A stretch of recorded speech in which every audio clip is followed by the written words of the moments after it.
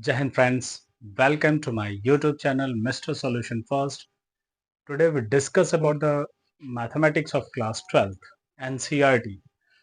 आज से हम लोग NCERT के क्लास 12th के मैथ्स के सॉल्यूशन को स्टार्ट करेंगे, उसके टॉपिक को देखेंगे और उसके साथ उसका सॉल्यूशन भी देखेंगे और चैप्टर बाय चैप्टर हम लोग उसको क्या करेंगे सॉल्व करके आगे बढ़ेंगे। ठीक है, सेकंड चैप्टर को स्टार्ट कर रहे हैं और सेकंड चैप्टर का नाम है जो हमारे पास वो चैप्टर है हमारे पास inverse trigonometric function. Inverse trigonometric function के बारे में हम लोग क्या करेंगे आज देखेंगे उसके टॉपिक को, और हम लोग हर एक चैप्टर में या हर एक वीडियो में 1 to 10 जो है क्वेश्चंस को सॉल्व करेंगे। 1 से 10 तक क्वेश्चन सॉल्व करेंगे, उसके आगे अगर क्वेश्चंस हैं ज़्यादा तो फिर अगले वीडियो में हम लोग क्या करेंगे उसके आगे चलेंगे। तो इस तरीके से हम लोग 1 to 10 1 to 10 1 to 10 करके क्वेश्चंस को सिंप्लीफाई करेंगे और पूरे बुक को इजीली खत्म करेंगे। एक एक वीडियो में 1 से 10 तक क्वेश्चन मिलेंगे, उसके साथ तो अगर उसके टॉपिक्स हैं तो वो भी हम लोग क्या करेंगे इसके साथ कवर करेंगे। ठीक है, mathematics is fundamentally the science of self evident things. कहने का मतलब है गणित जो है वो स्वतः स्पष्ट चीजों का विज्ञान है। ठीक है, सो मैथमेटिक्स को हम लोग बहुत ही एक्सपेंडली देखते हैं और वो खुद उसको आपको कभी भी कोई भी चीज को दिखाने की जरूरत नहीं, वो खुद ही एक प्रूव है और उसी प्रूव से रिलेट करके हम लोग हर एक चीज को आगे बढ़ते हैं लेके। सो चलते हैं हम लोग अपने टॉपिक की ओर, और टॉपिक है हमारे पास inverse trigonometric function. So inverse trigonometric function क्या होता है, कैसे हम लोग सॉल्व करते हैं, क्या इसमें पूछा जाता है, किस तरीके से हम लोग इसको फाइंड करते हैं, उसको जानने के लिए सबसे पहले आपको इनवर्स फंक्शन जानना पड़ेगा।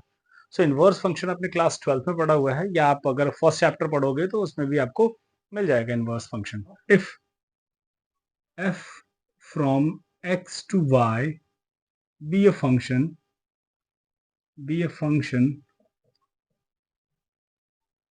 is defined by and defined fx is equal to y, fx is equal to y is 1 1 and on to। सो हम लोग क्या सकते हैं कि अगर कोई फंक्शन अगर एक कोई फंक्शन है जो x टू y पर हमारे पास जा रहा है, अगर एक फंक्शन है सो वो defined fx is equal to y, तो उसमें एक कंडीशन होनी चाहिए 1 1 हो ऑन टू हो, तभी हम लोग उसका इनवर्स फंक्शन डिफाइन कर पाते हैं। देन जो हमारे पास मिलेगा क्या मिलेगा, f inverse y such that y tends to x। अगर ऐसा फंक्शन डिफाइंड होता है सो ये फंक्शन क्या हो जाएगा, f inverse y is equal to x be the inverse function. ये क्या बन जाएगा, इनवर्स फंक्शन डिफाइंड हो जाएगा। ठीक है, तो ये तो बेसिक डेफिनेशन थे हमारे पास कि अगर कोई भी फंक्शन इस तरीके से डिफाइंड होता है तो उसका इनवर्स फंक्शन कैसे मिलेगा। हम लोग को जो स्पेशली इस चैप्टर में पढ़ना है वो पढ़ना है फंक्शन को क्लास 12th में उसके रेंज डोमेन को देखा हुआ था और 11th की क्लास में। अब हम लोग क्लास 12th में उस इनवर्स ट्रिग्नोमेट्रिक फंक्शन को देखते हैं। सो हम लोग इनवर्स ट्रिग्नोमेट्रिक फंक्शन पर इनवर्स फंक्शन को डिफाइन करते हैं।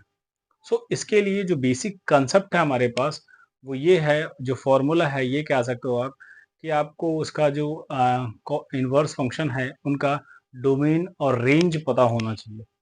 ठीक है, सो हम लोग डोमेन और रेंज देख लेते हैं, उसके बाद हम लोग प्रॉब्लम पर स्टार्ट करेंगे।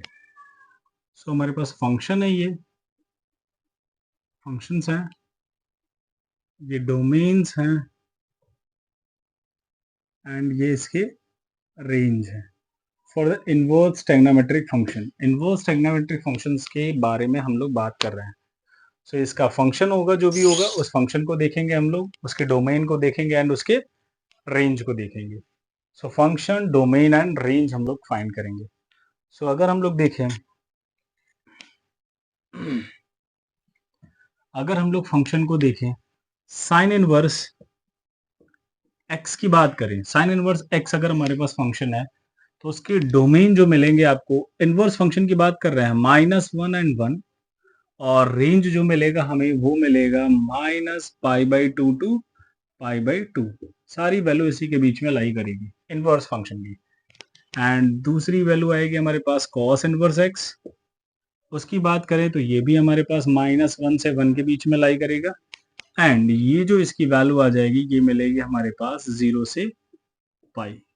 ठीक है, नेक्स्ट हम लोग tan की बात कर लेते हैं। tan इनवर्स x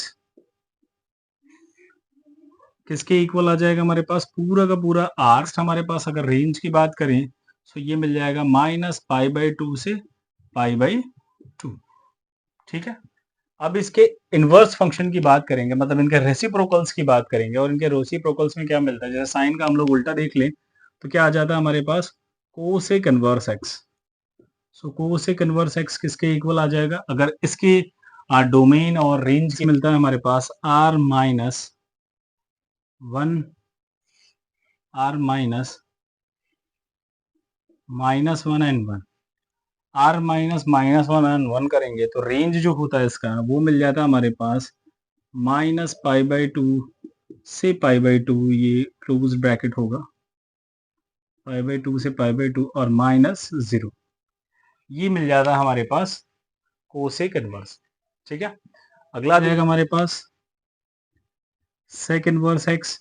सेक इनवर्स एक्स भी हमारे पास r माइनस ये मिल जाता है आपको -1 एंड 1, और इसके रेंज की बात करें तो सेक आ रहा है हमारे पास, तो सेक में मिल जाएगा हमारे पास ये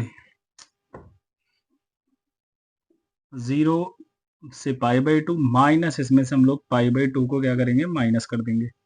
सो ये मिल जाएगी हमारे पास रेंज 0 से पाई, और उसमें से माइनस क्या कर देंगे हम लोग, π/2। लास्ट हमारे पास है cot inverse x. Cot inverse x में डोमेन क्या होता है, r, और इसी कॉट इनवर्स डोमेन अगर हमारे पास r मिलता है तो उसका रेंज क्या बन जाएगा हमारे पास, ओपन ब्रैकेट 0 से पाई, ये होता है।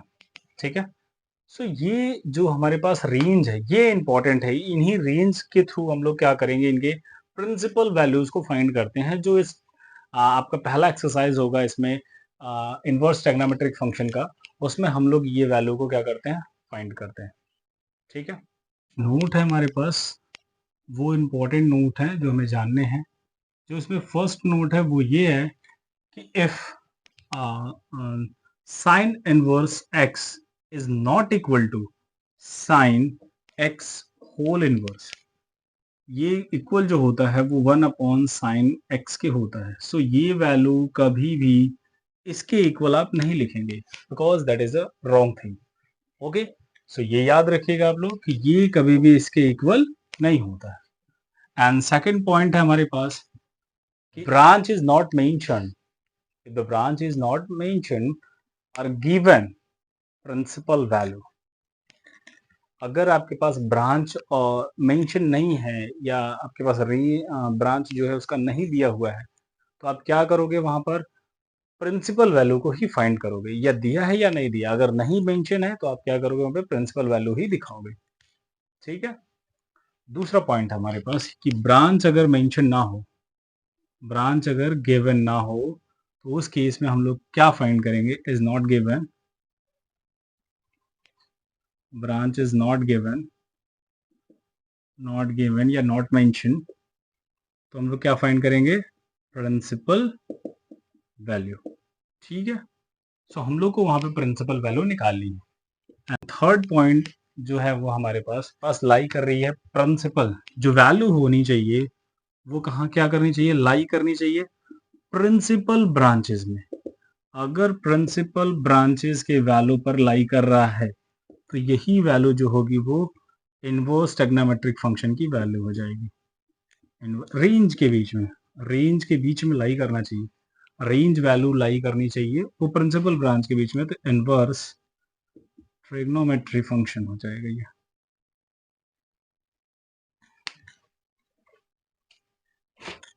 सो ये क्या हो जाएगा आपके पास, इनवर्स ट्रिग्नोमेट्रिक फंक्शन का प्रिंसिपल वैल्यू मिल जाएगा, प्रिंसिपल वैल्यू। ठीक है, सो ये तीन इंपॉर्टेंट टॉपिक पॉइंट्स हैं हमारे पास, कि जो साइन इनवर्स एक्स है वो ना ही साइन होल इनवर्स के इक्वल होगा।